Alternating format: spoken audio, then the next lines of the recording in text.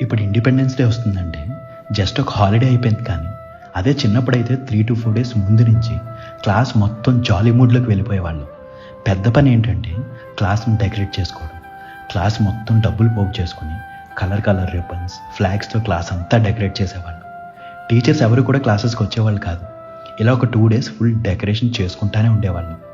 కింద మీద పడి ఎలాగో కంప్లీట్ చేసి క్లాస్ టీచర్ని పిలిచి చూపించడం, ఆవిడిచ్చే కాంప్లిమెంట్స్కి మురిసిపోవడం భలేగా ఉండేది.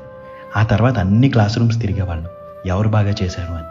ఇంకా ఆగస్ట్ 15th రోజు పొద్దున్నే లేచి వైట్ డ్రెస్ వేసుకుని షర్ట్కి మన ఫ్లాగ్ పిన్ చేసుకుని స్కూల్కి వెళ్ళేవాళ్ళం.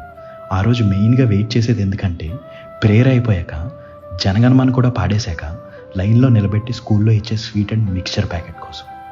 ఆ ఐటమ్స్ తింటూ ఫ్రెండ్స్ అందరితో కబుర్లు చెప్పుకుంటూ అలా ఒక 1 hour గడిపేసి ఎవరింటికి వాళ్ళు వెళ్ళిపోయేవాళ్ళం.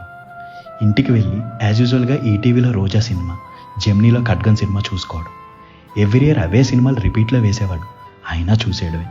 అవన్నీ తలుచుకుంటుంటే భలేగా అనిపిస్తుంది నాకైతే. మీరేమంటారు? మీరు ఇలాగే చేసేవారా?